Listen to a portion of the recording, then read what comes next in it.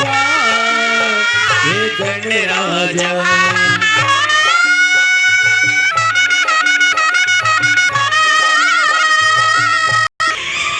वो तो कांप रहा था शरीर उसका, शरीर में ताप हो रहा था उसको, बैठ गया और कानों में 2 क्षण का वो शिव महापुराण की कथा कानों में पड़ गई। अब किसी ने पूछा गुरुजी वो 1 मिनट में 1 क्षण में उसके कानों में शिवपुराण गई कितनी होगी? ऐसी शिव महापुराण की कथा है, आप कह रहे हो कि 1 मिनट की छूट सुनी उसने, तो 1 मिनट में शिव महापुराण की कथा गई कितनी होगी?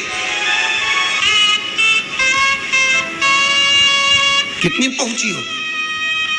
जो उसकी मुक्ति हो गई इतनी सी देर में। तो हम हमारे मन से कह रहे हैं बात कि उसने 1 मिनट में अगर शिव महापुराण की कथा सुनी है और उसकी मुक्ति हो गई तो उसने ज़्यादा कुछ सुना कि नहीं सुना वो नहीं मालूम, पर इतना जरूर कह सकते हैं कि उसने श्री शिवाय नमस्तुभ्यम जरूर सुना हो, उसने वो जरूर सुन लिया हो। क्यों? क्योंकि श्री शिवाय नमस्तुभ्यम बोलने वाले का मात्र मुख का दर्शन करो तो भी मुक्त हो जाता है, उसके सारे पाप समाप्त हो जाते हैं, उसके सारे पाप कट जाते हैं, उसके सारे कष्ट कट जाते हैं।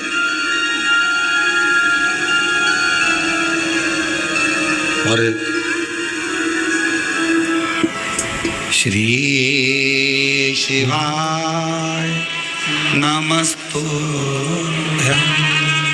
श्री शिवाय नमस्तुभ्यं, श्री शिवाय नमस्तुभ्यं, श्री शिवाय नमस्तुभ्यं, श्री शिवाय नमस्तुभ्यं, श्री शिवाय नमस्तुभ्यं। तो कोई पूछे हमसे कि उसने 1 मिनट में कितना सुना होगा, 1 मिनट में 1 क्षण में शिव महापुराण की कथा कितनी सुनी होगी, तो हम इतना जरूर कह सकते हैं उसने पूरी सुनी कि नहीं सुनी, पर श्री शिवाय नमस्तुभ्यं जरूर सुना होगा जिससे वो तर गया।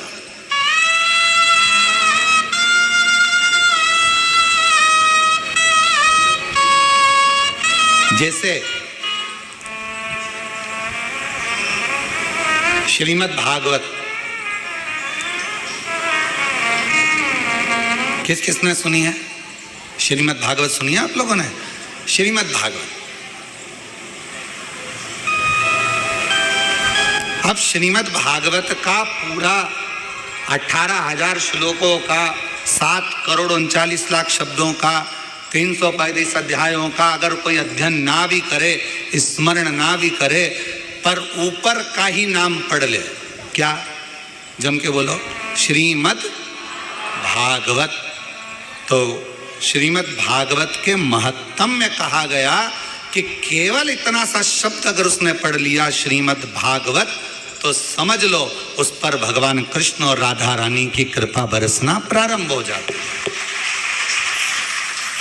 अगर पूरी श्रीमद् भागवत कथा नहीं भी पढ़ता, अगर पूरी श्रीमद् भागवत कथा नहीं भी सुनता, अगर संसार के मनुष्य से, संसार के लोगों से केवल भागवत जी के ऊपर जो लिखा रहता है श्रीमद् भागवत, इतना भी उसने पढ़ लिया, इतना भी उसने मुख से गुणगान कर लिया, कानों से श्रवण कर लिया, तो समझ लो भगवान कृष्ण और राधा रानी की उस पर कृपा हो गई।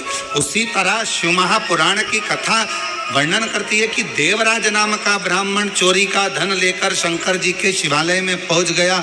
शरीर में ताप था, बहुत बुखार आ रहा था, कष्ट हो रहा था, मंदिर में जाकर बैठ गया, दुबक कर बैठा हुआ था, उसको नहीं मालूम था कथा चल रही है, और 1 मिनट की कथा उसके कानों में पड़ गई, और वो कथा सुनने के बाद शरीर कांप रहा था, बाहर निकला, बेलपत्र के वृक्ष की छांव में पहुंच गया, और वहां उसके प्राण छूट गए। शिव जी उसको लेने आ गए।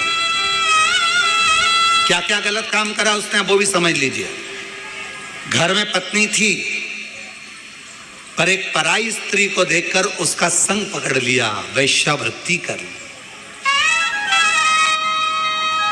जुआरी बना, जुआ खेला,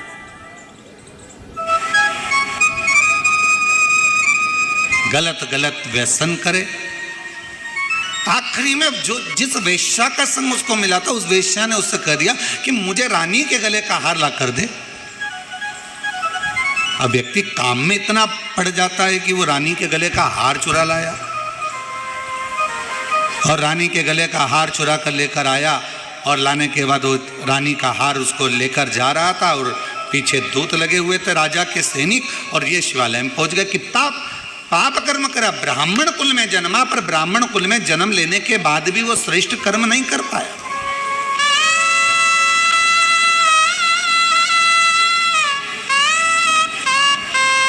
कोई कोई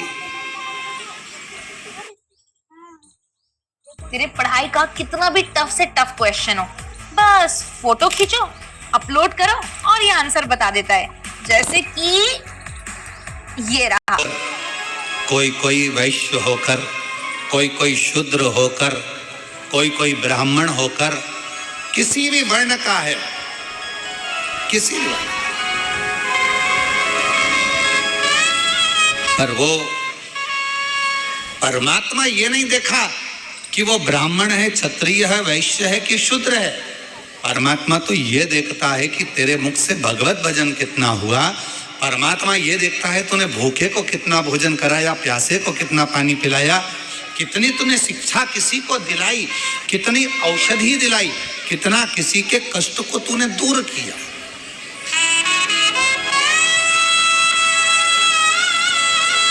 और हमने पहले भी एक बार कहा था, आज फिर कहते हैं,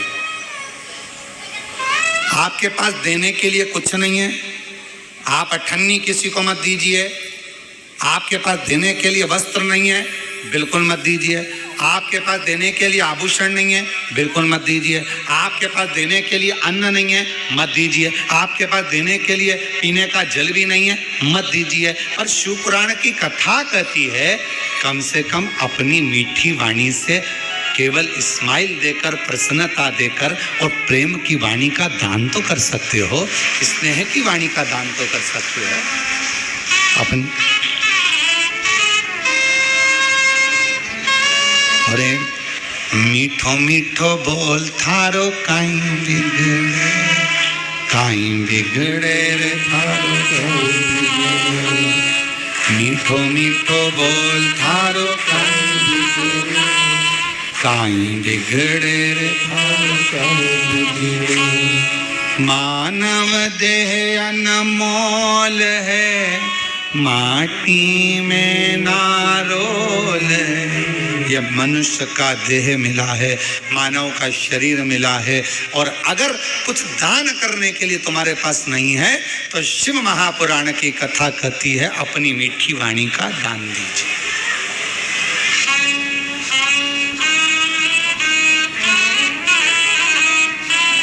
क्यों काका जी कैसे हो? बस इतना बोल दिया, काका जी खुश।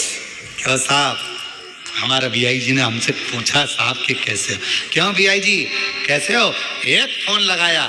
अच्छा तुम्हारी ईमानदारी से बोलो, बीमार व्यक्ति को ना तो तुमने दवाई भेजी, बीमार व्यक्ति को ना तुमने फल की टोकरी भेजी, बीमार व्यक्ति को ना तुमने ब्रेड भेजी, बीमार व्यक्ति को ना तुमने कोई सामान भेजा, बीमार व्यक्ति के हॉस्पिटल का खर्चा भी तुमने नहीं भेजा। तुमने क्या करा? केवल एक फोन लगाया तुम्हारे बीआई जी को, तुमने अपने रिश्तेदार को फोन लगाया जो ग्वालियर में रह रहा था, गुना में रह रहा था, शिवपुरी में रह रहा था, कहीं रायपुर में रह रहा था, कहीं छत्तीसगढ़ में रह रहा था, कहीं महाराष्ट्र में जहाँ रह रहा था, एक फोन लगाया। क्यों मासी जी कैसी हो? बस इतना सा पूछा और मासी जी की तबीयत ठीक हो गई। क्यों? उसको तुमने धन नहीं भेजा, उसको तुमने पैसा नहीं भेजा, पर तुमने क्या करा? केवल अपनी मीठी वाणी से पूछ लिया, मासी जी कैसी हो, भाभी जी कैसी हो, काका जी कैसे हो? तुम्हारी तबीयत का सुना था, स्वास्थ्य गड़बड़ था, अब कैसा है? डॉक्टर को दिखाया कि नहीं दिखाया? थोड़ा परहेज करना, चला करो, फिरा करो, थोड़ा घुमा करो। बस इतना बोला, इतने में तो गदगद हो गया कि मेरे रिश्तेदार ने कम से कम मेरा हाल तो पूछा। जब शिव पुराण की कथा कहती है किसी के यहाँ बहुत सुख है तो भले भले महीने में एक बार जाओ, पर किसी के जीवन में अगर तकलीफ है, दुख है, कष्ट है तो उसको बार बार पूछो। चिंता मत करना, बाबा पे भरोसा कर।